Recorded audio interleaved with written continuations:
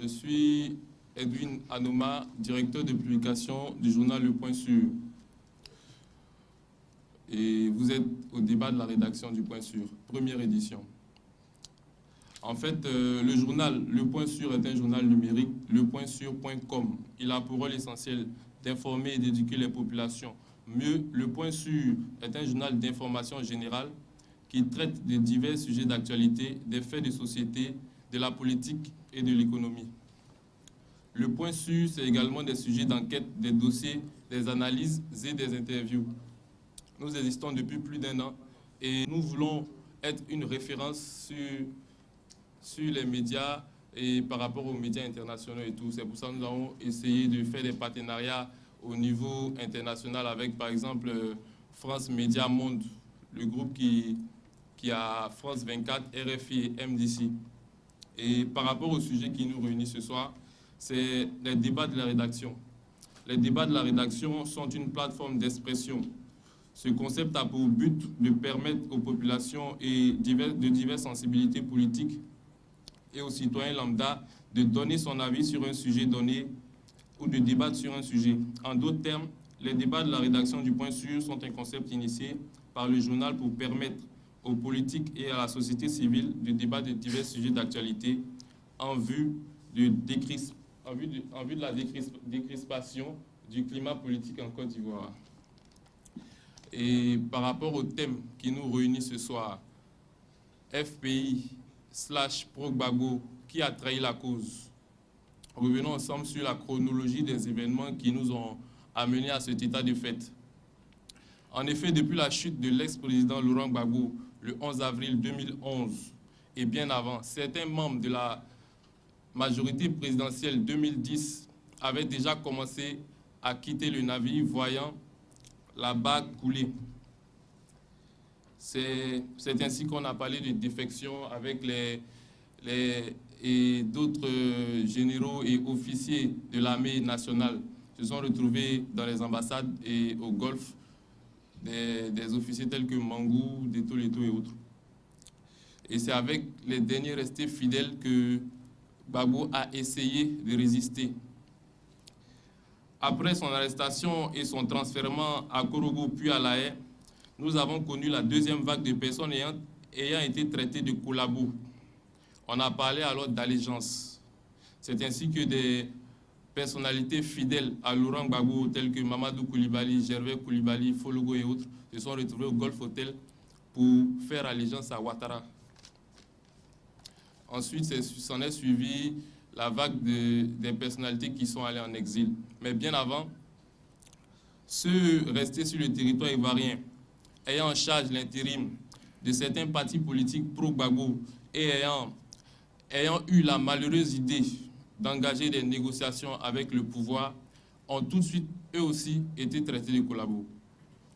C'est bien le cas de Joël Poté, notre invité, que je vais présenter tout à l'heure. Et bien suite à l'appel du président Alassane Ouattara aux exilés en vue d'une réconciliation nationale, les exilés ayant décidé de mettre fin à leur exil, à leur dû exil, ont eux aussi été traités de collabos et ont été soupçonnés d'avoir dealé avec le régime pour leur retour. C'est le cas de Navigué, Gossio Marcel, Augustin Komoé, Atebi William et autres. Cette guerre entre les héritiers de Laurent Gbagbo a abouti finalement à la division du Front populaire ivoirien. D'un côté, Afin N'Guessan et son clan dénommé Gbagbo et nous, eux ayant choisi la négociation, le dialogue, et de l'autre, Aboudraman Sangaré et son clan, les Gbagbo ou rien, ayant choisi la défiance, le boycott, en quelque sorte la force, le bras de fer. Une chose est sûre, entre la volonté du pouvoir de faire disparaître l'opposition en Côte d'Ivoire et la guerre de leadership entre les pro-Gbagbo, on le voit très bien, la gauche en Côte d'Ivoire se porte très mal. Et cela profite qu'à une seule personne, le président Alassane Ouattara, qui court haut les mains vers un deuxième mandat. Pour en débattre, nous avons avec nous Joël Poté, président du CND, qui a été anciennement membre de la GFPI, puis membre du COGEP, qui a dirigé le COGEP en l'absence de Charles Blé Goudé, et qui a été membre fondateur du COGEP version parti politique, et qui a ensuite engagé des négociations, qui a été traité des collabos et qui a été évincé du COGEP pour ensuite créer son parti, le CND. Donc, nous avons Joël Poté et nous avons M. Kragbe Robert, qui est ingénieur en informatique et par ailleurs cyberactiviste, éminent cyberactiviste. Donc, M. Joël Poté, vous avez la parole. Dans un premier temps, vous allez nous expliquer un peu les conditions de votre sortie du COGEP. Je voudrais remercier la direction du journal Le Point Sûr. Je voudrais remercier la rédaction du journal Le Point Sûr pour, bien entendu, ce plateau qui nous offre pour nous exprimer, pour débattre sur la question Pro-Gbagbo, FPI, qui a trahi la cause. Je voudrais aussi saluer tous les journalistes ici présents, saluer mes amis qui sont venus me soutenir. Vous savez, chez nous au CND, on s'appelle camarades leaders. Parce que chez nous, un leader ne forme pas des suiveurs, mais un leader forme des leaders. Donc je voudrais saluer la présence des camarades leaders qui sont ici présents. Et je voudrais remercier les uns et les autres. Le Conseil national pour la démocratie n'est pas un parti politique, d'abord. C'est une plateforme d'action et de réflexion fortement engagée pour la restauration de la démocratie en Côte d'Ivoire. Je n'ai pas quitté le COGEP. Je suis militant du COGEP. Je garde ma qualité de militant du COGEP. Effectivement, je suis membre fondateur du COGEP mouvement politique. Aujourd'hui, il est question de débattre de qui a trahi la cause. Mais Pro-Gbagbo même d'abord, ça veut dire quoi? La plaie qui mine toute organisation, toute société, toute nation, c'est la division.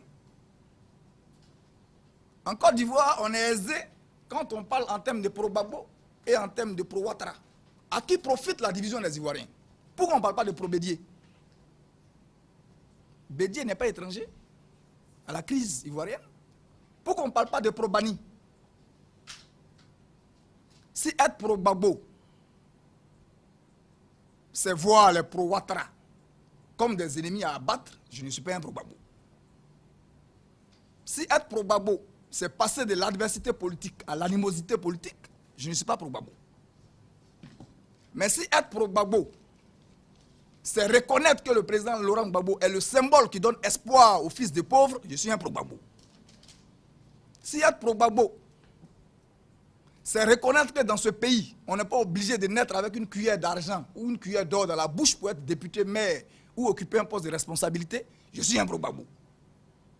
Si être Pro-Gbagbo, c'est épouser la ligne politique et la vision politique de Laurent Gbagbo, je suis un Pro-Gbagbo. C'est en cela que je me reconnais. Et qui a trahi la cause? C'est quoi trahir? C'est quoi la cause? Quand Charles Blé Goudé me mettait à la tête du COGEP, c'était le 18 novembre 2012. Il ne l'a pas fait par courrier, il l'a fait par vidéo au baron de Yopougon, devant tout le monde. C'est là qu'il m'a confié les destinées de l'organisation. J'avais pour mission de faire la mutation du COGEP en mouvement de pression, en mouvement politique. C'est moi qui ai eu la responsabilité de faire ce pas de maturité. Mais en le faisant, on avait un objectif à atteindre. Nous avons fondé le mouvement politique du COGEP en exil au Ghana.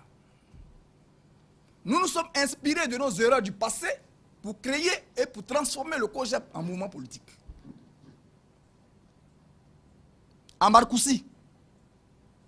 L'opposition d'hier aujourd'hui au pouvoir s'est transformée en G7.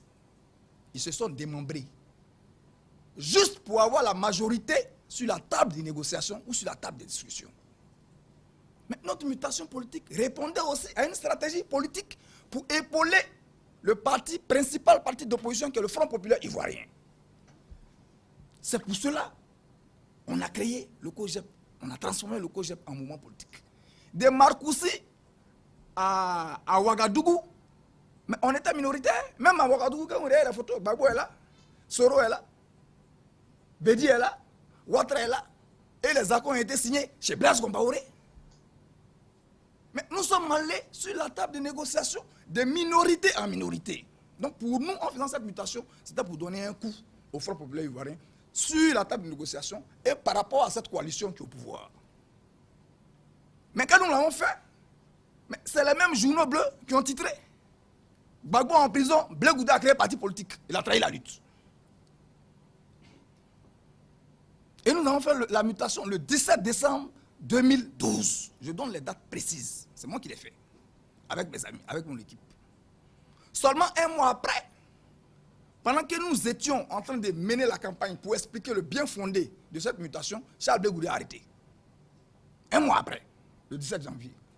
Le lendemain, le 18, il est extradé en Côte d'Ivoire. Les mêmes journaux proches de l'opposition ont encore titré Blé Goudé a dealé pour entrer en Côte d'Ivoire. Mais ça, c'est une histoire récente. Je pense bien que chacun a ça dans la tête. Et même des amis d'hier ont posté partout, ont écrit que Blé Goudé a dealé pour entrer en Côte d'Ivoire. Mais quand Laurent Gbagbo défiait le Grand Fouet en 90, chers amis, il venait mettre fin au système du parti unique et mettre un nouveau système, un autre mode de gouvernance qui est la démocratie. C'est en cela, face à Oufoué, tout puissant, bien qu'au soir de sa vie, a fini par céder et Gbagbo a obtenu le multipartisme, qui est un choix démocratique. 10 ans après, il a été élu président de la République après avoir proposé aux Ivoiriens un programme de société cohérent et pertinent qui répondait aux attentes du peuple de Côte d'Ivoire. Sans cela, il a été élu. Je parle de notre cause, c'est de ça que je suis en train de parler. Laurent Gbagbo, dans sa marche vers la démocratie, pour lui, il était important d'aller dans cette marche avec un peuple éduqué. C'est pour ça qu'il a proposé l'école gratuite. Il avait besoin d'aller à un peuple en bonne santé. C'est pour ça qu'il a proposé assurance maladie universelle. Il avait besoin de décentraliser le pouvoir d'État. C'est pour cela qu'il a voté la loi portant création des conseils généraux. Mais cette loi-là, le PDCI a refusé de la voter au Parlement, pensant que Gbagbo allait nommer ses amis à la tête de ces conseils. Mais Gbagbo a choisi la voie des urnes. Pour absorber le taux de chômage, ce n'est pas donner des contrats aux jeunes qui balaient dans les rues là. Ce n'était pas ça la vision de Gbagbo. Pour lui, il était question de créer une autre chaîne industrielle. Parce que nos produits agricoles partaient à l'exportation à l'état brut et revenaient en produits finis pour être consommés. Il fallait créer une chaîne industrielle au niveau, au milieu, pour pouvoir au moins transformer nos produits en semi-finis. Sans cela, qui comptait absorber le taux de chômage. La lutte contre la pauvreté pour Gbagbo, ce n'était pas de la charité. C'était un acte de justice. Voici le rêve de Gbagbo. Voici la cause. C'est pourquoi nous avons répondu favorablement et nous continuons de répondre à Laurent Gbagbo. Le rêve d'une Côte d'Ivoire juste dans laquelle chaque Ivoirien a le sentiment, a cette fierté d'être Ivoirien. Une Côte d'Ivoire dans laquelle on n'accède pas au travail parce que son parti politique est au pouvoir. Une Côte d'Ivoire dans laquelle on ne paie pas son travail parce que son parti politique n'est pas au pouvoir. Voici la cause de notre lutte. Voici le rêve qui nous a amenés à suivre Laurent Gbagbo. Mais aujourd'hui, quand il négocie, on dit qu'il a trahi. Il y a des gens qui sont là spécialement, qui ont un instrument pour jauger la capacité de trahison des gens. Le trahimètre. Merci. Oui. Il y a des gens qui sont là pour ça. Mais ce n'est pas par peur qu'il faut négocier, mais aussi, il ne faut pas avoir peur de négocier. Aujourd'hui, hier, nous avons été taxés de traite. Blé Goudé même a été accusé de traite. Aujourd'hui, dans le chapitre de la trahison, c'est Afi Nguessan qui est dedans. C'est Afi qui est dedans. Qu'est-ce que moi j'appelle un pro-Gbagbo? C'est un peu tout ce que tu as dit. Mais moi, ce n'est pas cet aspect-là. Moi, je considère que n'importe quel pegno ivoirien comment on appelle, n'importe quel ivoirien qui est entouré par des gens qu'on appelle intelligents peut former un gouvernement et travailler pour le bonheur des Ivoiriens. Pourquoi moi je m'estime moi pour Gbagbo? C'est parce que il a ce plus que j'ai toujours voulu que ceux qui sont autour de moi aient la capacité d'analyser une situation, la capacité d'apprendre aux autres à comprendre des choses plus ou moins compliquées, la capacité à tout le monde de comprendre qu'est-ce que c'est que la démocratie. Pour moi, quand un RD me dit Gbagbo en 10 ans même, qu'est-ce qu'il a fait? Je lui réponds que la première chose que Gbagbo a fait pour lui en 10 ans, c'est qu'il lui a ouvert l'esprit. Donc en plus du fait que je sois naturellement socialiste, donc je ne pouvais pas être alassaniste, je suis naturellement socialiste, donc c'est ce que j'appelle être un pro-Gbagbo. Ensuite, je vais pas... bon, je considère que le COJEP est un mouvement relativement puissant, qui a de l'impact, mais aujourd'hui, vu l'actualité du moment, l'impact du COJEP sur l'actualité n'est pas aussi important. L'importance de l'actualité se situe plutôt au niveau de ce qui se passe au FPI. C'est par rapport au FPI que je suppose que vous avez sorti le thème qui a trahi la cause. Puisque c'est bien FPI qui a trahi la cause. Pas forcément. Bon. Il y a une chronologie d'événements. Je pense que, non, mais c'est parce que dans mon idée, moi, le fait, juste aller négocier avec quelqu'un, ça ne veut pas dire qu'on a trahi qui que ce soit. Juste pour une négociation, on ne peut pas dire que quelqu'un a trahi. Si moi je suis exilé et que je veux rentrer au pays, comme dit de rentrer, rien ne va m'arriver, j'ai le droit d'aller voir la personne en face à face pour lui demander de signer un papier pour me dire que oui, je ne serai pas arrêté. Pour moi, ce n'est pas de la trahison. Pour moi, quelqu'un qui veut rentrer en Côte d'Ivoire, même s'il est obligé de faire la courbette et tout, tant qu'il ne se réunit pas, il n'a pas trahi qui que ce soit.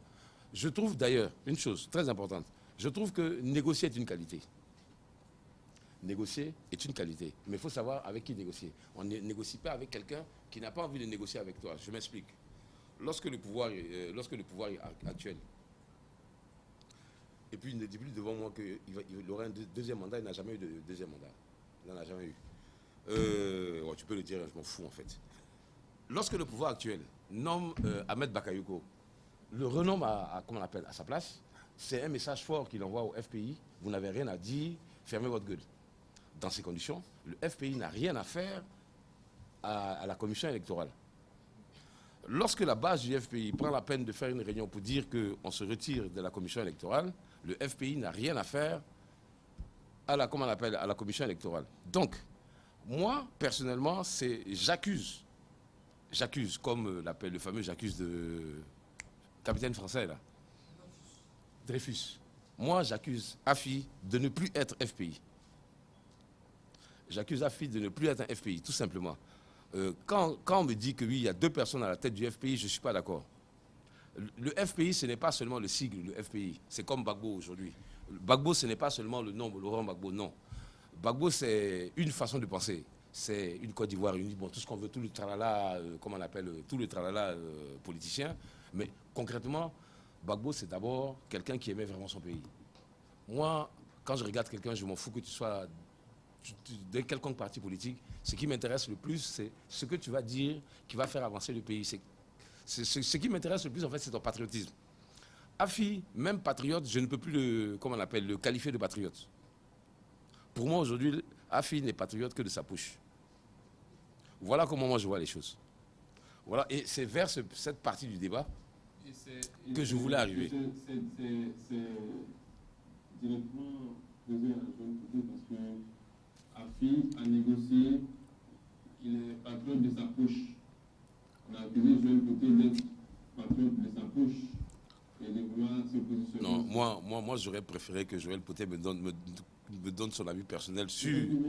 Mais pas sur le fait que lui ait été accusé de... Merci. Je continue pour dire. Quand le 2 août, Il ne lâche pas l'affaire. Hein. Monsieur est logique. Il faut que vous compreniez. Nous avons annoncé la libération de certains prisonniers politiques. Je vais venir pour qu'on dise Afi a trahi. Pourquoi les gens disent qu'il a trahi? C'est vrai, là, je m'en vais. Quand Afi est sorti de prison, mais il a commencé à haranguer les foules. Du coup, tous les militants voyaient le pouvoir Ouattara en train de tomber. Depuis Gagnoua, Afi a lancé un ultimatum au pouvoir Ouattara. Il a dit, je donne un délai. D'ici fin octobre, si le pouvoir ne libère pas Blé Goudé, nous allons prendre les rues. Vous vous rappelez au moins de sa déclaration? Afi a aussi dit que Ouattara était inéligible. Oui, non, j'en viens. Après cette déclaration, j'ai été encore le premier et le seul en Côte d'Ivoire à dire à Afi, nous n'avons pas pris les rues pour que tu sortes de prison. Que ta démarche ne trahisse pas notre marche. Les gens n'ont pas compris. Mais tu ne peux pas quitter l'étape de la pression pour venir négocier. C'est bizarre. Il faut que tu expliques ça aux militants. C'est ce que les gens ne comprennent pas. C'est parce qu'on dit qu'il a trahi. Après avoir gonflé les militants à bloc, tu te retrouves sur la table. À quoi sert la table? Est-ce que réellement ça a négocié? Voici pourquoi on dit Afi a trahi. Rien d'autre. Mais c'est sur cette table que vous avez... Non, c'est parce qu'il discute avec Ouattara qu'on dit qu'il a trahi. Non, c'est pas pour ça qu'on dit.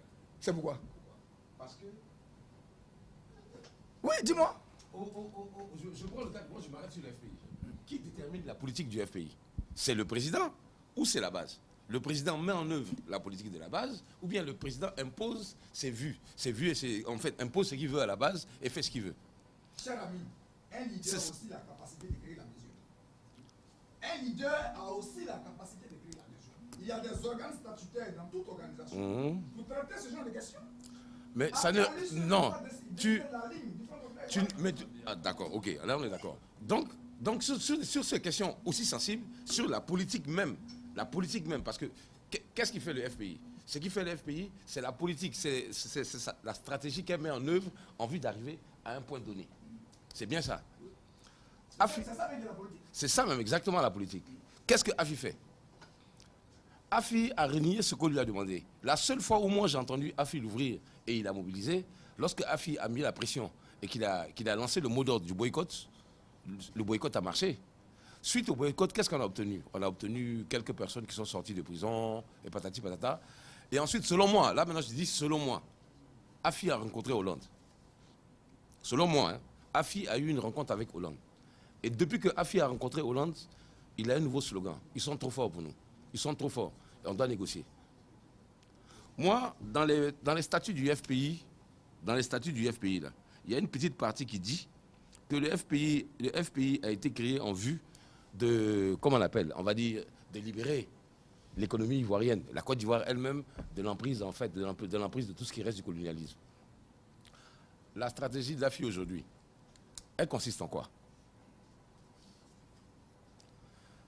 Après la crise, j'ajoute d'autres points. Hein. À la fin de la crise, qu'est-ce qui s'est passé? On a nos frères qui sont encore en prison. Il y a des gens qui ne mangent plus parce qu'ils n'ont plus d'argent. Ok? La même commission qui a créé les dommages en Côte d'Ivoire, c'est la même commission qui a été réinstallée. Concrètement, est-ce qu'on peut faire de la politique alors que ceux qui se sont battus avec vous et pour vous sont encore en prison ou bien n'arrivent plus à manger? Moi, j'estime que le combat que Afi devait mener en premier, c'est le premier combat du FPI à côté, là. Régler nos problèmes, faire libérer nos prisonniers, exiger, en tout cas, se battre pour obtenir d'avoir un état démocratique minimal. Aujourd'hui, quand on écoute Afi, qui veut coûte que coûte, comme on appelle, aller aux élections, quand on écoute le RDR qui supporte Afi comme pas deux, forcément, on va l'accuser de trahison. On ne va pas rentrer dans les on dit que. OK? Mais si on considère, c'est une hypothèse, que Afi veut rentrer au gouvernement, alors à ce moment on fait le lien. Afi a faim. Il ne fait plus de la politique pour les Ivoiriens, il fait de la politique pour sa poche. Donc pour nous, pour ceux qui pensent comme moi, en tout cas, Afi n'a même plus sa place en politique. En tout cas, s'il veut, il peut garder le FPI qu'il entend, garder le siège et tout. Mais nous, on ne le reconnaît même pas. Personnellement, moi, j'estime qu'il n'y a pas de tête au FPI. Mais le seul fait de négocier ne veut pas dire qu'on est traite. J'ai dit que Afi n'a pas changé. C'est Afi qui a signé l'accord de Makoussi en 2003.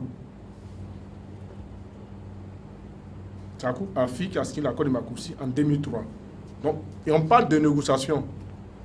Et vous prenez les accords, surtout le dernier accord de Ouaga, il est plus dangereux pour la Côte d'Ivoire que l'accord de Makoussi.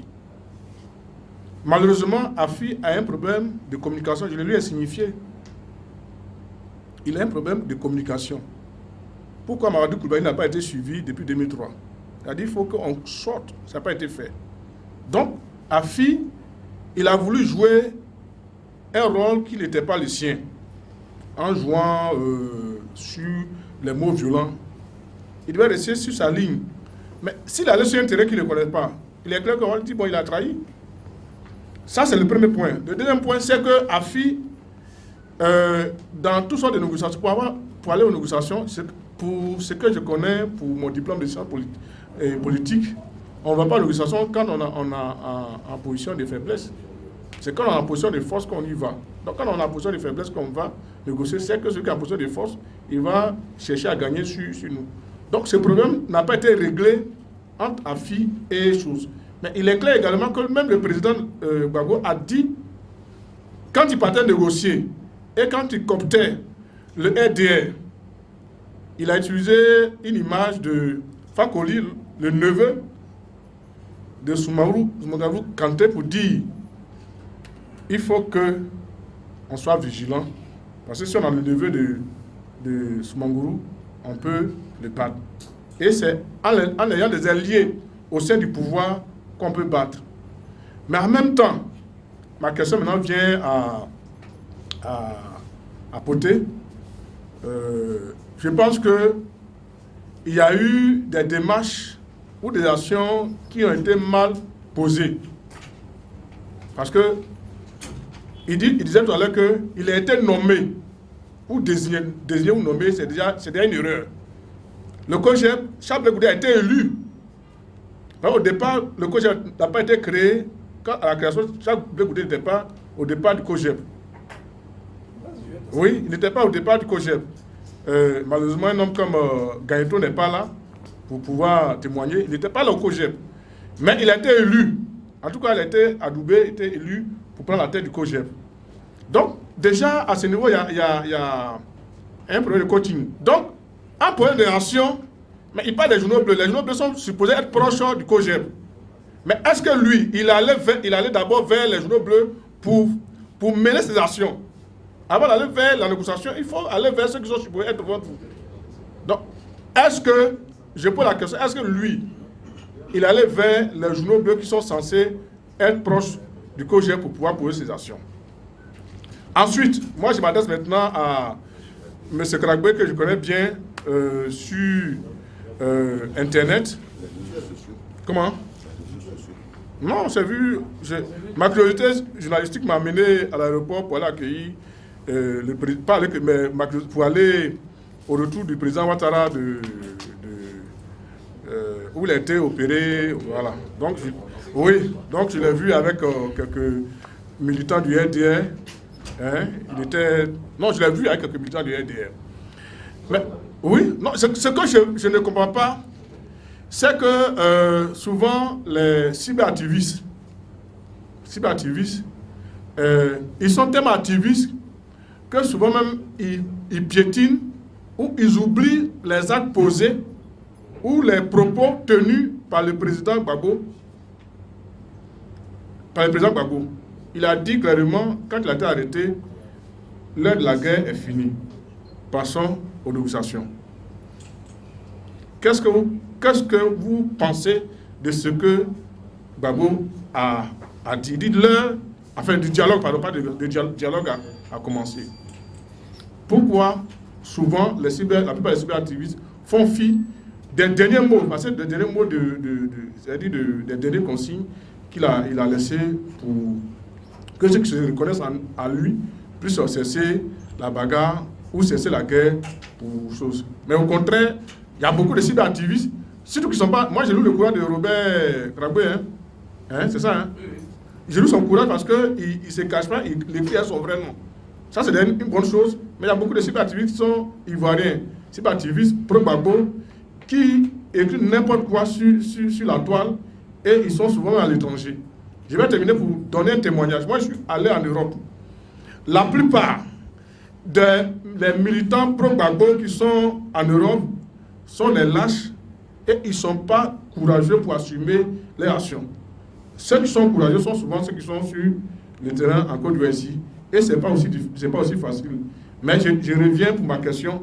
Pourquoi les cyberactivistes pro-Gbagbo ne tiennent pas compte des consignes laissées par Gbagbo lorsqu'il a été arrêté? Merci. Quand je pars sur le thème, c'est-à-dire Front populaire pro-Gbagbo qui a trahi la cause, bon, à ce que je sache, à moins qu'il le demande, il est pro-Gbagbo. D'où, sur la toile, j'ai vu à certains moments ses posts et tout, Gbagbo ou rien. Bon, moi j'estime que si M. Krabbe parle de ce principe Gbagbo ou rien, le thème il est tout à fait accrocheur, hein, parce que il est, si vous voulez, une des personnes les plus indiquées pour nous dire exactement qui a trahi. Parce qu'ils ont un concept de base, Gbagbo ou rien. Donc si on parle de ce Gbagbo ou rien, qu'il nous dise ce soir, en fait, à part ceux qui épousent son concept, quels sont ceux, donc tous ceux qui n'épousent pas sont forcément des, comment on appelle ça, des traîtres, ont trahi, et en fait qu'ils nous démontrent en quoi ils ont trahi. Parce qu'en démocratie, je suppose que le radicalisme en tant que tel, au niveau des pensées, n'est pas fait pour faire avancer les choses.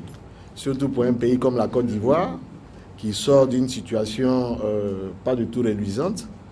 Le Gbagbo ou rien, je pense que pour quelqu'un qui a des aspirations en termes d'avancée pour aller vers l'émergence, comme le président Ouattara, qui l'aime bien, le dit souvent, on ne peut pas persister dans ce concept. Ça dit que là, on ne parle plus de démocratie, il n'y a plus de dialogue. C'est le statu quo, c'est le blackout en fait. Donc ils nous disent qui a trahi. Et s'ils pensent que en fait c'est la solution la plus adéquate pour la Côte d'Ivoire, ben, qu'ils essaient de nous convaincre pour qu'effectivement on sache que ceux qui n'épousent pas son concept sont des traîtres. Voilà ce que je voulais demander. Il y a eu un débat au FPI, initié par Afi lui-même, entre eux. C'est un débat, mais ce n'était pas pendant le cadre d'une réunion formelle, c'est tout. Afi a fait la proposition de négocier avec le gouvernement. Pourquoi? Parce que le FPI serait faible, n'aurait pas les moyens financiers de, comment on appelle, de faire sa politique. Donc, qu'il faudrait qu'on collabore avec le gouvernement pour avoir de l'argent. Comme ça, à partir de là, on pourrait refaire de la politique parce que là, on aurait des moyens. OK? C'est pour en venir en fait. C'est le problème de Afi, nous, ceux qui pensent comme moi, on le prend de façon terre à terre. On juge que des actes qu'il a posés. Il y a Afi, on part du moment où Afi lance le boycott. Son boycott a marché. La preuve, le recensement a été bâclé. Il n'y en a pas. C'est suite à ce boycott que, pour la première fois, Draman a vraiment lâché du lest. Il a libéré 50 prisonniers d'un coup. Il a fait des promesses qui, bon, évidemment, qui n'a pas tout tenu. Mais son boycott a tenu. Une frange du FPI lui a dit, on va continuer dans les actions. C'est avec les actions qu'on va, revenir un jour au pouvoir. C'est avec les actions qu'on va libérer nos prisonniers. Afi a dit non, lui préfère collaborer avec le gouvernement, obtenir 1 ou 2 ministères ou 3, et à partir de là, il va renflouer les caisses du FPI, et à partir de là, on pourra faire de la politique. Personnellement, j'ai considéré que Afi faisait, excusez-moi, les PDCI du PDCI. Ça veut dire quoi? Le PDCI n'est jamais dans l'opposition. Le PDCI, c'est un parti, c'est pour manger. quel que soit le parti qui va venir, qui va arriver au pouvoir, le PDC va s'arranger pour s'asseoir à côté, avoir des postes ministériels et puis manger avec eux. Partant de là, je ne reconnais plus Afi. Voilà pourquoi j'ai dit que Afi est un traître. Pour en revenir ensuite à pourquoi on ne respecte pas les consignes que Laurent Gbagbo a données. Objectivement, mon frère, j'ai discuté d'un sujet plus ou moins vague avec un ami. Et puis il me disait pourquoi de temps en temps, moi j'ai des positions, je dis que je suis pour Gbagbo, mais pourtant j'ai des positions qui n'ont rien à voir avec ce que Gbagbo dit. Je lui ai dit que lorsque mon papa est décédé, là, Gbagbo est l'ami de mon papa, mais il n'a pas pris la peine de, comment on appelle, de me dire Yako, parce qu'il avait d'autres problèmes. Donc moi, quand sa maman est décédée, je n'ai pas mis les pieds là-bas non plus, parce qu'il n'a pas fait. Gbagbo est mon leader. Pourquoi? Parce que souvent j'ai envie de dire certaines choses à des moments donnés, et lui, j'ai l'impression qu'il lit dans ma tête. Lorsqu'il parle, il traduit en fait ma pensée. Mais en gros, je le dis souvent sur ODCI, si une chèvre est assez intelligente pour pouvoir expliquer les choses que je ressens, comment est-ce que je vois la vie, ben je voterai cette chèvre-là si elle est candidate quelque part. Voilà en gros, pour qu'on se comprenne. Donc, je ne m'estime pas lié par Laurent Gbagbo. Laurent Gbagbo symbolise ce en quoi moi je crois. Je crois qu'aujourd'hui on vit le mensonge. Je crois que c'est lui qui est la victime. Voilà. Donc je ne me sens pas spécialement lié parce qu'il a dit. Mais en fait, comment je vais pour te répondre, on n'a pas le choix. La crise est finie. Il faut bien qu'on règle la crise d'une façon ou d'une autre. Ok? Mais, et là j'enchaîne avec Fanny. La crise est finie. Il faut qu'on la résolve. Qui est impalable? Aujourd'hui, si on laisse le côté politique, les Ivoiriens, entre eux, n'ont presque pas de problème. Ça dépend. Hein. Moi, j'estime que je parle de politique. Je ne fais pas de la politique de la haine. Facebook, en plus, je suis sur Facebook. Et Facebook, c'est pour se faire des amis. Ou se rapprocher de ses amis, ou ne pas se perdre de ses amis. Je ne vais pas sur Facebook pour augmenter le nombre de mes ennemis. Ceux avec qui je discute sur Facebook, je discute avec eux parce que j'espère qu'ils vont m'apprendre quelque chose, que je vais reprendre quelque chose d'eux, qu'ils vont aussi me donner quelque chose d'eux. Parce que même quand je raconte quelque chose, j'estime toujours que je suis en train d'attendre quelque chose. Et il est où même le monsieur qui m'a posé la question, Gbagbo ou rien là? Pour finir rapidement, je peux faire un blocage. Non, je vais te poser une question que tu continues. Tu as dit tout à l'heure que dans une réunion, au FPI, Afi a dit qu'il laisse la pression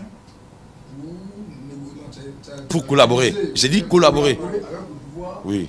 Pour faire entrer des ministres dans le gouvernement, c'est à partir de là que tu as dit Afi a trahi. Pour moi, et à partir de là, il a trahi. On fait au moins la politique sur la base des faits et de la réalité.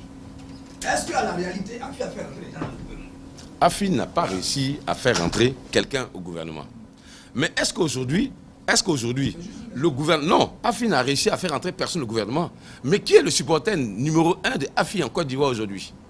Qui donne tous les moyens juridiques et politiques, et qu'on appelle et policiers, à Afi N'Guessan? À quel titre?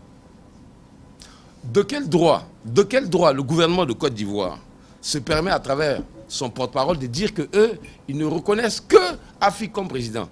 Mais qui a désigné Afi? Qui a désigné Afi? Le FPI appartient à Afi ou appartient à la base? Afi nous envoie où? Le Afi N'Guessan que j'ai connu en 2000, juste après la crise, en 2002, Afi a réuni tous les diplomates de la CEDEAO et il leur a tenu un discours. Je l'ai trouvé extrêmement diplomate. Je l'ai trouvé brillant. Ce jour-là, il m'avait impressionné. Afi, tu es président du FPI. Tu es l'héritier désigné par Gbagbo lui-même. Ce n'est pas à toi de créer la zizanie au FPI. Ce n'est pas à toi. Et maintenant, je vais plus loin comme ça je réponds en même temps à la question. Afi dit qu'il est candidat. On lui répond que nous aussi, on a notre candidat, c'est Laurent Gbagbo. Laissons tomber, le droit et tout. Ne serait-ce que la morale, l'éthique d'un homme, son honneur. Quand on lui dit que Gbagbo est candidat, s'il a un peu d'honneur, il doit se retirer. Mais il n'y a aucune preuve. Mais une seconde. Aucune preuve. Une seconde. Qu'il y ait une preuve ou qu'il n'y ait pas de preuve, ça, c'est pas ça le plus important. Du moment qu'on dit que Gbagbo est candidat. On dit dans une partie. Je m'explique. Le F, attends. Qui? On n'a jamais fonctionné sur les on dit. Mon ami. Moi, je parle de faits. Je regarde, j'ai vu une lettre où Gbagbo dit qu'il est candidat. J'ai vu qu'on appelle un courrier où des fédérations, la base, dit qu'ils veulent que Gbagbo soit candidat. Rien que ça. Rien que lorsque la base dit que Gbagbo dit on veut que Gbagbo soit candidat, dans un état de droit, il y a une seule chose qui est plus forte que la loi dans un état de droit. C'est la volonté populaire. Quand le peuple se lève, prend la rue, et que le peuple a gain de cause, même lorsque, laisse-moi finir, même lorsque l'acte que le peuple a posé est contre la loi, je prends l'exemple du Burkina, c'est la volonté populaire, elle prime. Les bases du FPI ont dit on veut que Gbagbo soit candidat. Si Afin Guessan a un peu de décence, il a un peu d'honneur, il doit démissionner, il doit laisser la place. Je dis, vous avez accusé les journaux bleus d'avoir écrit que vous avez trahi. Quand vous avez été nommé, vous n'avez pas invité les journaux bleus pour vous expliquer. Quand vous avez commencé à prouver des actions, vous n'avez pas invité les journaux bleus pour vous expliquer. Mais si vous n'avez pas invité les gens pour vous expliquer, ils sont en droit de dire que ce que vous faites là, ce n'est pas clair. Moi, en tout cas, à ma connaissance, jusqu'en 2012, j'étais encore en chef du quotidien, le quotidien d'Abidjan. Le quotidien d'Abidjan. Hein? Donc, ça en fin 2012, j'en suis parti. Mais je vais dire que, au moins, j'ai gardé le contact avec l'état journaliste, avec le milieu. Mais, à ma connaissance, dans vos démarches, vos actions, je connais bien Blé Goudé, il ne faisait rien sans informer certains journalistes qui sont ou qui seraient proches de lui. Et j'en faisais partie. Et je n'ai pas besoin de me cacher pour cela. Que ce soit même Blé Goudé, que ce soit Soro, même s'il est devenu président de l'Assemblée nationale. Donc je vais dire que ceux qui, avec qui on avait fait un peu la fessie, savent à peu près comment on fait pour se retrouver. Mais à ma connaissance, peut-être, moi je n'ai jamais vu, attendu des confrères des journaux dits bleus, parce que je n'aime pas trop ce terme-là, des journaux dits bleus, que vous avez associé à vos activités en amont. Parce que c'est ça aussi, souvent, quand il n'y a pas un déficit de communication, on peut vous accuser de beaucoup de choses. Cher ami, je vais te mettre à l'aise. J'ai beaucoup d'amis qui sont rédacteurs en chef. Ce sont mes amis. Ce sont mes amis. Et comme je l'ai dit tout à l'heure, tu as parlé de désignation. Mais chez nous, au COJEP, ce n'est pas des listes qu'on présente lors des élections. C'est un candidat qui est élu et qui forme son bureau. Donc c'est lui qui désigne, qui est vice-président. Il a le pouvoir, il a l'exclusivité du pouvoir exécutif. Donc c'est lui qui a dit, bon, c'est lui là je mets. C'est en cela on m'a mis. Et le complot de Thierry, le thème, ce plan commun contre ma personne, c'est le même schéma qui a été produit au FPI. C'est le même complot. Hein? Conférence des coordinateurs. C'est comment ça a commencé? Comme conférence des fédéraux au FPI. C'est la même chose. Par la suite, après la conférence, Assemblée générale extraordinaire. Au FPI, comité central extraordinaire. Mais à la différence, c'est que chez nous, ils ont commis une erreur. L'Assemblée générale n'est pas l'organe qui élit les dirigeants. Et c'est en cela ils sont allés déposer le camarade Bli Roselin comme, comment dirais-je, président par intérim. Tu as une élection dans un âge, normalement, quand il y a une élection, ça veut dire qu'il y a même fin à une autre élection. Or, Charles Blé Goudé venait à peine d'être élu au congrès extraordinaire que j'ai organisé, que nous avons organisé. Donc, c'est le même fonctionnement, c'est le même mécanisme, c'est le même complot. Je le dis parce qu'à ce moment précis, je l'ai dit tout à l'heure, les gens étaient encore hostiles à la négociation.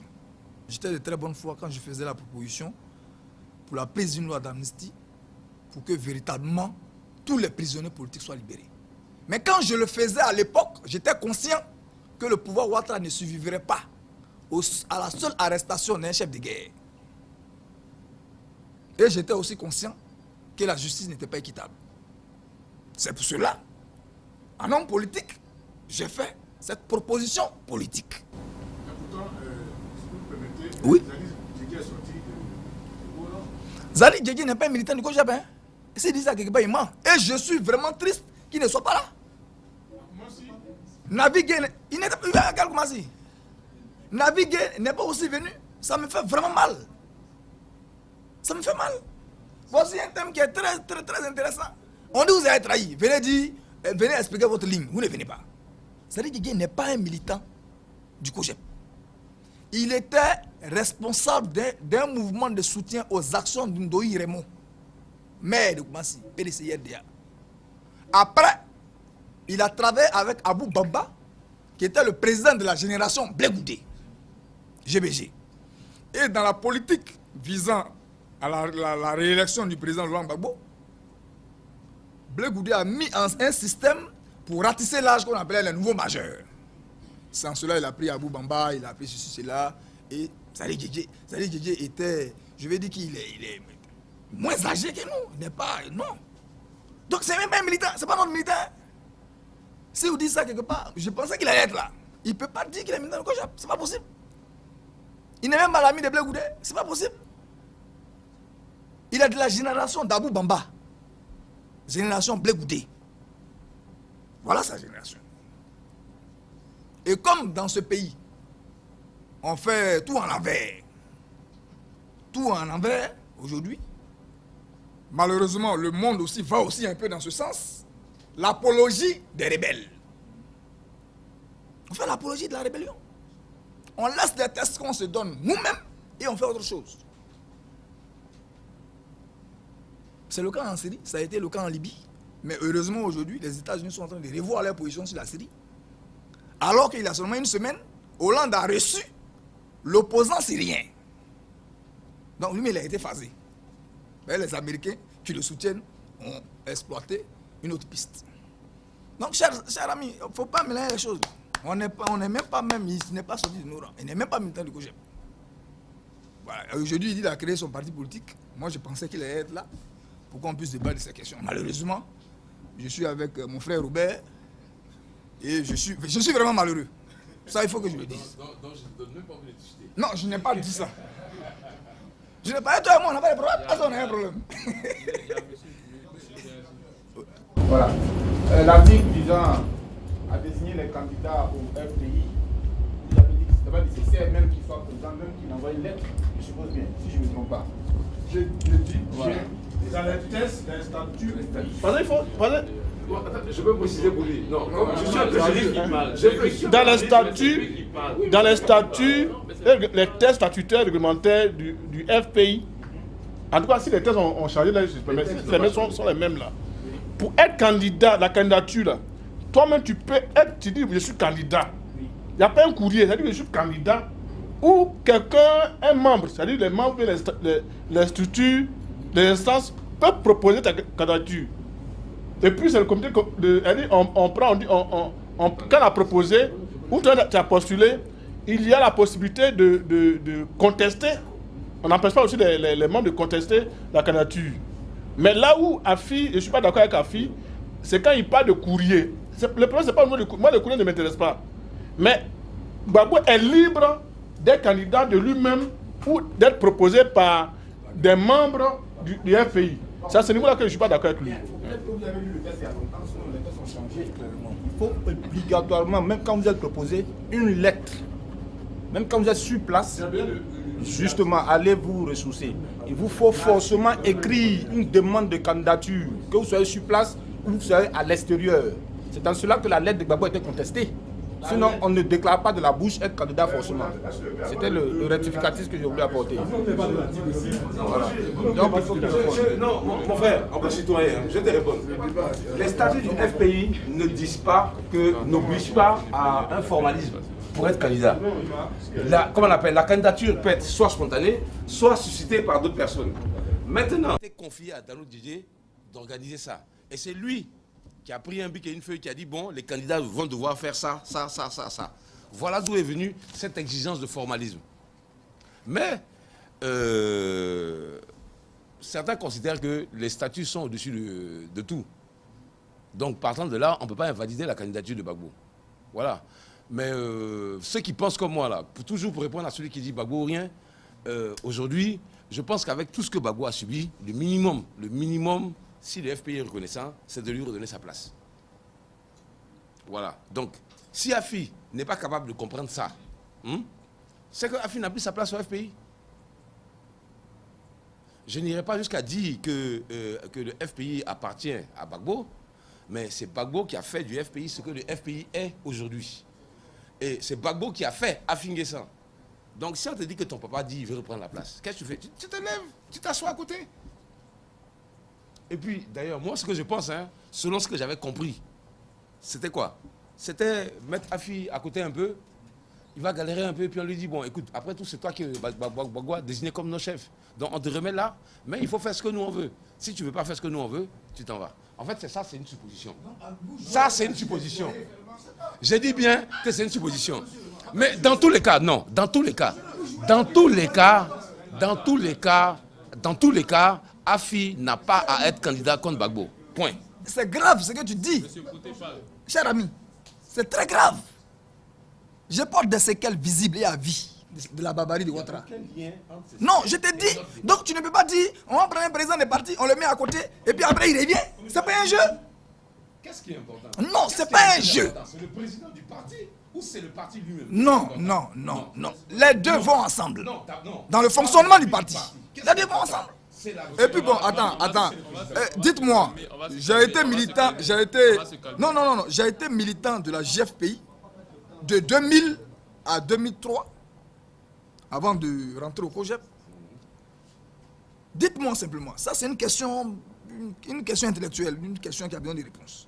À supposer qu'il n'y avait pas eu la guerre, que Gbagbo avait fait ses 2 mandats de 2000 à 2010, qui était le successeur de Gbagbo? Si on fait... Donc vous êtes plus intelligent que Gbagbo qui a choisi Afi N'Guessan? Mon ami, attention. Attends, moi je sais pas. Une seconde. Moi, parce que politiquement, ceux qui le jugent ne sont rien. Ceux-mêmes qui jugent Afi, politiquement, ils ne sont rien. Tu n'as jamais été conseiller municipal. Tu n'as jamais été élu. Tu n'as jamais eu même l'occasion de gérer les hommes. Et c'est vous qui le jugez. Pourquoi? Mais à qui profite même la division au sein du Front populaire ivoirien? Si ce n'est pas Ouattara. Tu peux reprendre ce que tu viens de dire. Je me demande si vous ne travaillez pas pour Ouattara, finalement. Une seconde. Qui travaille pour Ouattara, finalement? Qui travaille pour Ouattara? Parce que vous êtes dans votre affaire de diviser un pays là jusqu'à... Moi j'ai dû démissionner de la tête du COGEP pour éviter au COGEP ce qui arrive au FPI. Je l'ai fait. Pendant que... Afi ne le fait pas. Pendant qu'on m'a accusé d'avoir des biens. S'il vous plaît. On a une question. On a une question. Mais c'est compliqué. Je vais aller droit au but, tout en m'adressant à M. Kragbe.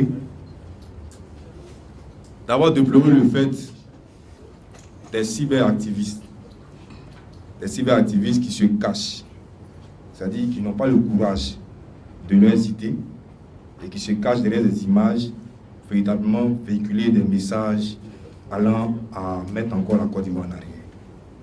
Nous avons tous souffert dans ce pays et donc que chacun de nous ait le cran de venir ici, dans le pays, qui est la Côte d'Ivoire, que nous connaissons tous, pour dire fort, haut et fort, ce que chacun a dans le cœur. C'est important.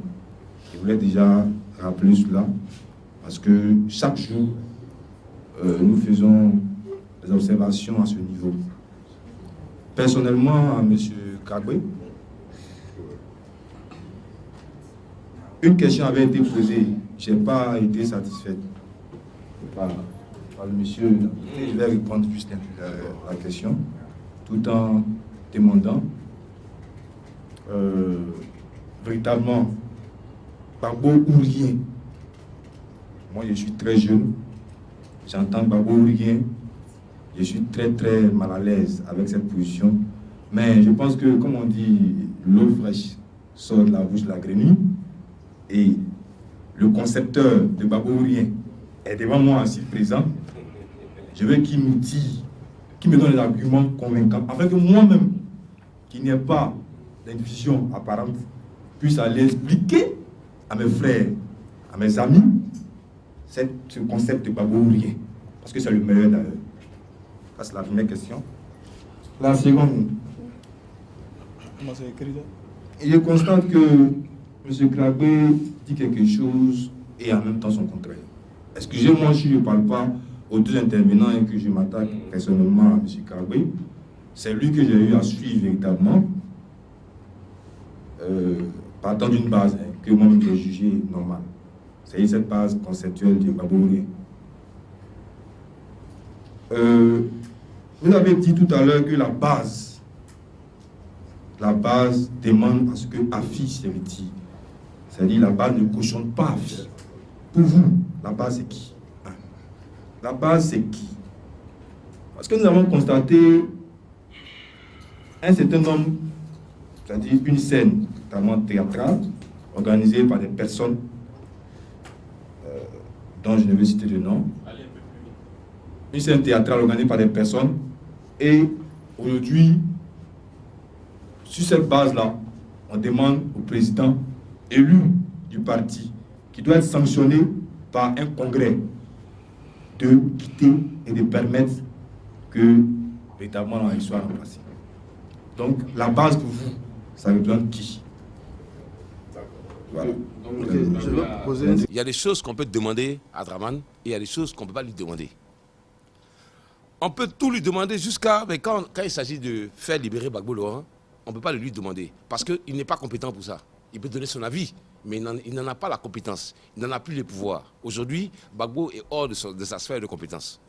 Pour tout le reste, là, on peut demander à Draman. Pour tout ça, là, on peut le demander. On peut lui demander. Si moi j'estime, si je dis qu'il n'y a pas une élection que je vais considérer valable en Côte d'Ivoire, tant que, comment on appelle, Bakayoko est toujours président de la commission électorale, et que pour ça, on m'assimile Gbagbo ou rien, j'assume. Si je dis que AFI, moi je considère que c'est un traître, parce qu'il collabore, il propose, pour moi, il propose de collaborer avec, comment on appelle, Draman, alors j'assume de dire c'est Gbagbo ou rien. J'assume ça. Mais il faut être réaliste. Je ne suis pas con. Il y a on ne peut pas être littéralement Gbagbo ou rien. Non, ce n'est pas possible. Il faut bien situer les choses. Ce n'est qu'un euphémisme. C'est un slogan. C'est du tape à l'œil. Concrètement, dans la vie, là, lorsqu'on rentre, qu'on doit discuter, lorsqu'on veut être pragmatique, il y a ce qu'on peut demander au pouvoir ivoirien et il y a ce qu'on ne peut pas demander au pouvoir ivoirien. Moi, j'ai remarqué une chose, par contre. J'ai remarqué une chose, en fait. Je crois qu'on ne discute pas au même niveau. Pour moi, le RDR, c'est juste le RDR, c'est un intermédiaire qui gère les problèmes ivoiriens. Je ne sais pas si on se comprend. C'est-à-dire tout ce qui est prisonnier, comment on va vivre en Côte d'Ivoire, comment tout le tralala, les nyama-nyama, là. Ça, c'est le RDR. Je n'ai jamais vu réellement le RDR comme un adversaire politique. J'ai toujours vu le RDR comme un pion. Un pion que les financiers, ce n'est pas spécialement la France, que les financiers prennent et puis trimballent comme ils veulent. Voilà. C'est comme ça que je vois les RDR. Je crois que de ce point de vue, on ne voit pas les choses de la même façon. Et puis pour faire bref, là où Gbagbo est là, pour moi, hein, ça c'est moi qui le dis, là où Gbagbo est, il n'a pas meilleure tribune, ce qui est dommage, c'est qu'il n'est pas en liberté provisoire, mais il n'a pas meilleure tribune que pour finir le travail qu'il a commencé. Il n'a pas meilleure tribune que ça. S'il avait été dehors, au moins il aurait écrit, il aurait fait des conférences, et patati. Ça aurait été pas mal. Okay? Mais là où il est, il n'a pas meilleure tribune pour faire le travail qu'il a commencé. Donc, si on veut que, si nous, au FPI, on veut que la voix de Laurent Gbagbo porte là, c'est en temps, il doit être dans la responsabilité dans laquelle il était, au temps de la crise là, au temps de la crise pour pouvoir se prononcer. C'est en tant que président du FPI qui doit être accusé aussi à La Haye. C'est en tant que président du FPI qui doit s'asseoir devant ses pairs. Et concrètement, de vous à moi, à cause de quoi il y a eu une crise et puis au point où FPI et RDR se faisaient palabre. C'est parce que nos deux leaders ont fait palabre. Tant que nos deux leaders ne vont pas s'asseoir pour se parler et puis on va regarder à la télévision qu'ils se sont salués, ils ont fait à tout, c'est pas demain que la crise va finir. Okay. Donc partant de là, j'assume mon Gbagbo ou rien. J'aimerais vous poser une seule question. Dieu merci que vous êtes juriste. En fait, j'ai dit, Dieu merci que vous êtes juriste. J'ai fait un peu de droit. Mais je suis informaticien. Mais j'ai fait du droit un peu. Ici, tu as dit que tu es juriste? Ok. Ok. Donc, pour la question que je vais vous poser, loin de là, les réponses fraternelles. C'est-à-dire que, heureusement que votre papa connaît Gbagbo. Heureusement. Donc, les sentiments de fraternité, vraiment loin de là les réponses. Ok. Selon vous, textuellement, aujourd'hui, 20 mars 2015, selon les tests du FPI, qui est le président du FPI?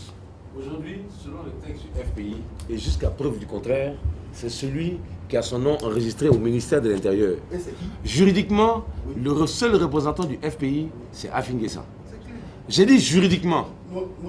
J'ai dit juridiquement. Il est satisfait. Je suis Iriel Bizamblé et je suis membre de la délégation qui accompagne le président Poté, membre du CND. Moi, je voudrais donner un point de vue rapide sur la situation nationale politique. Dire qu'aujourd'hui, la démarche du président du Front populaire ivoirien, Afin Guessa, est perçue aujourd'hui comme une démarche de trahison. Tout simplement parce qu'au sein même du Front populaire ivoirien, la crise est une crise de pensée. C'est une crise de pensée parce que hier, avec tous les appareils d'État, nous savons comment est-ce que nous avons perdu le pouvoir d'État. Le FPI a été noirci à l'étranger, le FPI a été coupé de tous les rapports internationaux dans sa gestion. Il y a eu une rébellion qui a été fabriquée de toutes pièces et qui a été entretenue. Laurent Gbagbo, qui était dans une position de faiblesse, a tout cédé à Alassane Ouattara et à la rébellion. Aujourd'hui, c'est cette rébellion qui gère l'État de Côte d'Ivoire tranquille. Laurent Gbagbo est déporté à l'Aïe, quand bien même qu'il a tout donné à la rébellion. Donc, je pense que Laurent Gbagbo lui-même, si aussi il était conséquent envers lui-même, il y avait un combat engagé. Parce qu'il y avait la rébellion, il y avait la légalité.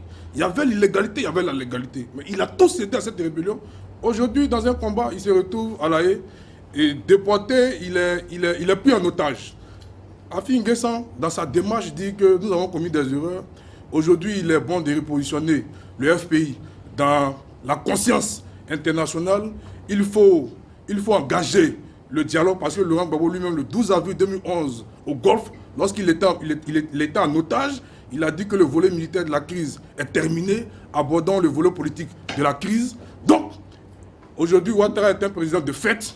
Il faut donc, en ce moment, constater.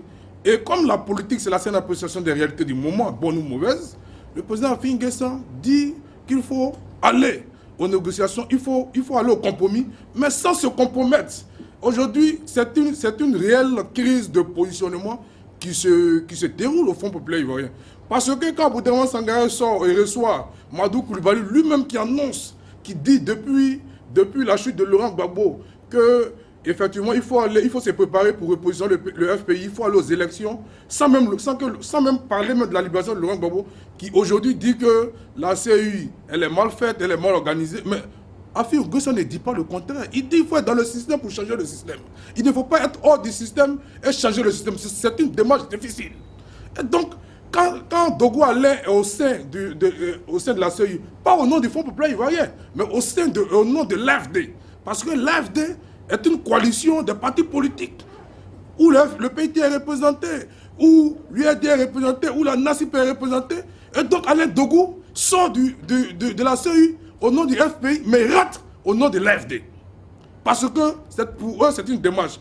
Donc aujourd'hui, Madou Koulibaly s'organise avec des gens qui ont contribué même à la chute de Laurent Gbagbo. Et parce que simplement, ils sont en train de faire de la politique pour avoir le sentiment de la masse du Front populaire ivoirien pour briguer le poste présidentiel. On pense qu'ils sont dans une logique de belligérance avec Ouattara. Mais je dis non. Et c'est une mauvaise position. Et quand le peuple Gbagbo les reçoit, et devant les caméras, le professeur Sangaré a arrêté, Madou Koulibaly prend la parole pour dire qu'il y a un rapprochement, il y a une coalition de l'opposition qui se prépare. Moi, je dis que je comprends cette crise de positionnement parce que je pense même si Sangaré et son groupe arrivent à prendre la tête du Front populaire ivoirien, ils ne feront rien d'autre que de négocier. Ils ne feront rien d'autre que d'engager le dialogue politique.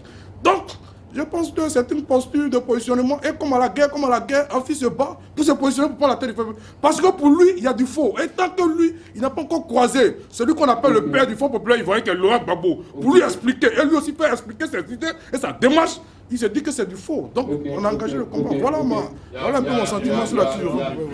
Bon, moi, personnellement, je pense que tout ce qui se trame, c'est une question de vision. C'est un problème de vision. Personnellement, j'accuse Afi N'Guessa. Je ne l'accuse pas de trahison, mais je l'accuse de manque de capacité. En tant que président du FPI, engagé dans un combat, même pas national, international, ne pas arriver à réunir toutes les forces pour aller dans ce combat et rester là en train de lutter le poste de président avec un groupuscule aussi important du FPI, moi je trouve que déjà Afi N'Guessa a failli à ce niveau. Moi, voilà ma position. Maintenant, aussi, ceux qui le traitent de traite, je pense, analysent mal ses positions. C'est vrai, c'est un chemin très facile du radicalisme à la négociation totale. À la collaboration. Sans transition, c'est un peu difficile. Comme le monsieur l'a dit tout à l'heure, c'est peut-être un problème de communication. Tout compte fait, même si les plus radicaux du monde prennent le FPI, la situation nationale ne va pas se dénouer dans la force. Forcément, à un moment donné, on sera obligé de s'asseoir pour parler. Donc, je dis que je vais poser une question directement aux deux acteurs, à M. Joël Poté. Pensez-vous que aujourd'hui la division au sein du FPI est bonne? Sinon, pourquoi vous ne posez pas les pas dans le sens de réunir tous les groupes?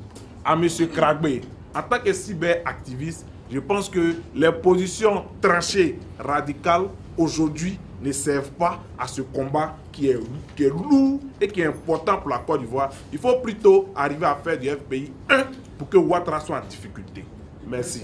Quand il s'agissait d'arrêter Laurent Gbagbo et sa femme, lors de la manifestation qui avait eu lieu au plateau, je ne me rappelle pas très bien l'année, 92, j'ai même encore sur mon bras ici des traces de matraque, parce que je m'étais trouvé dans les environs et tout et tout. J'ai vécu un peu cette situation. Et en partant de là-bas jusqu'à aujourd'hui, je me dis que le dialogue a tellement été une tare pour le FPI qu'ils ont mal négocié depuis Marcoussis jusqu'à Ouagadougou. Parce que ce n'était pas dans leur train-train, dans leur habitude. Ils n'avaient pas la science infuse concernant le dialogue. Ce n'est pas dans leur principe, en fait. Et aujourd'hui, on le vit. On le vit parce que ce qui se passe au FPI aujourd'hui, le terme pro-Gbagbo ne devrait même pas exister s'il y avait un dialogue à l'intérieur du FPI. On ne serait même pas en train de dissocier aujourd'hui pour parler de pro-Gbagbo, pro-Afi, pro-Blé Goudé, pro-Tartampion. Donc du coup, aujourd'hui, moi je pense que, qu'est-ce que vous pouviez proposer exactement? Qu'est-ce que vous... Non, parce que... Non, non, attention, vous êtes des Ivoiriens. Vous êtes des Ivoiriens. Non, vous êtes des Ivoiriens. Je ne vous pose pas la question en tant que représentant du FPI. Je demande votre contribution en matière de réflexion pour faire une proposition pour l'avancée du pays. Parce qu'au-delà des colorations politiques, il faut qu'on s'entende. Quand les armes ont commencé à tonner à Abidjan ici, ceux qui pouvaient sortir du pays sont sortis. Sinon, les autres sont restés chez eux. Ils n'ont même pas mis le nez dehors. Donc, du coup, en ce moment, on ne parlait pas de PFPI, de PDCI et autres. Et Kragbe ne t'aime pas encore d'Ivoire en plus. Je passe toujours les crises avec mes frères ivoiriens. Toujours. Toujours. Mais la dernière était tellement grave que maintenant, la prochaine fois, au moins ma femme et ma fille, je les protégerai. J'ai pris des risques inutiles. Ma fille a failli mourir à la dernière crise. Ma fille était à Yopougon, moi j'étais derrière Sokosé. Donc je voudrais saluer véritablement la proposition du camarade Bakayoko. Je pense qu'elle est sage. Mais au moment de cette crise, je n'avais pas un instrument politique, bien entendu, pour rencontrer, je vais dire, je ne peux pas parler en termes de belligérants ou des acteurs. C'est en cela que nous avons créé le Conseil national pour la démocratie, je pense bien que nous allons contacter nos aînés du Front populaire ivoirien. Nous allons plutôt les appeler à l'unité. Parce que comme nous le disons depuis hier, nous le disons encore aujourd'hui, une bonne conclusion de nos aînés sera une très bonne introduction pour la jeunesse de Côte d'Ivoire.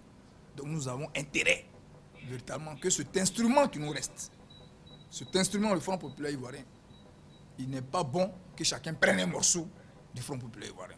Monsieur Bakayoko, je suis quelqu'un, bon, je vais vous donner mon secret.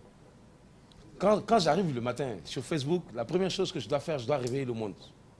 Alors je vais chercher un sujet qui va titiller tout le monde. Parfois j'en trouve un, parfois j'en trouve pas un. Ce matin j'ai posté sur je sais plus quoi, mais le but n'était pas de choquer les gens, c'était de partager en fait. Voilà.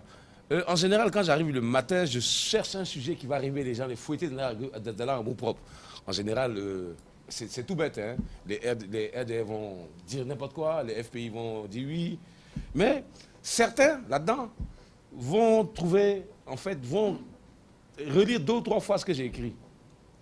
Et comprendre qu'en fait, je ne suis pas un radical. Non.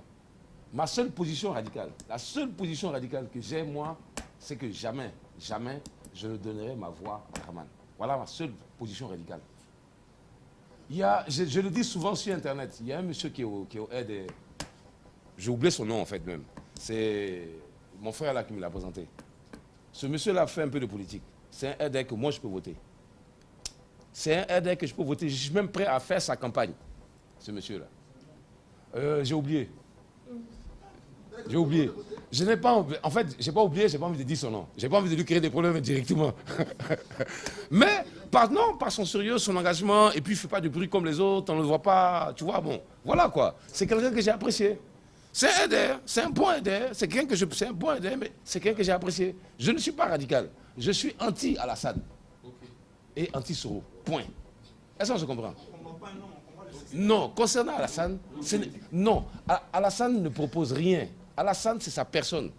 Quand il s'agit de discuter, je le répète souvent, quand il s'agit de discuter, je ne sais pas pour vous, mais pour moi, Alassane ne fait pas de la politique, ce n'est pas un politicien. Pour moi, je ne l'estime pas sur les actes qu'il pose, non, c'est sur sa personne, sur le mal qu'il m'a fait à moi et à mon pays. Je ne sais pas si on comprend. Ce n'est pas une question de non, il va construire pont ou quoi, on s'en fout. On s'en fout. C'est complètement du rien. Voilà. Est-ce que je comprends? Je m'en fous complètement. Il peut même mettre... Voilà. Non, il faut que ce soit clair. Il faut que ce soit clair. Il faut que ce soit clair. Il peut me faire le plus beau programme au monde. M'offrir tout ce qu'il veut. Pour moi, c'est tout sauf lui. Point. Ça s'arrête là. Est-ce que je comprends? Et c'est valable pour Soro. Voilà.